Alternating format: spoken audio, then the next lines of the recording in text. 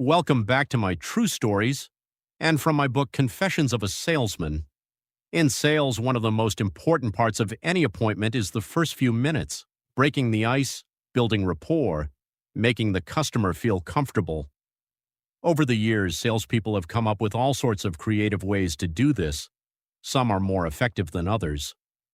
During my time selling adjustable beds, one particular technique was encouraged to help create a warm and friendly introduction.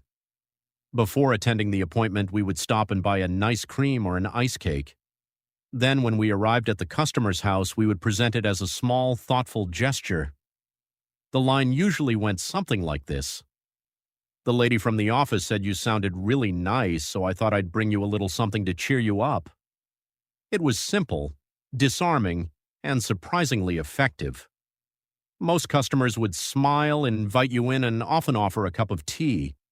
It helped create a relaxed atmosphere right from the start. Of course, like many sales techniques, it didn't always go to plan.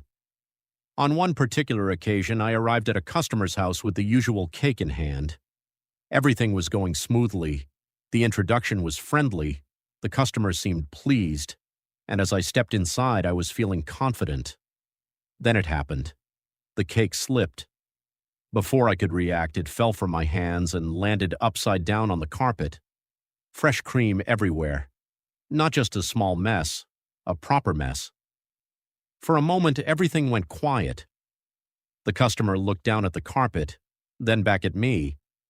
I tried to recover the situation as best I could, but there's only so much you can say when you've just redecorated someone's floor with fresh cream. The warm, friendly introduction I had planned had turned into something else entirely. Looking back, it's quite funny. At the time, it wasn't quite so amusing, and it also marked the beginning of the end for that particular technique.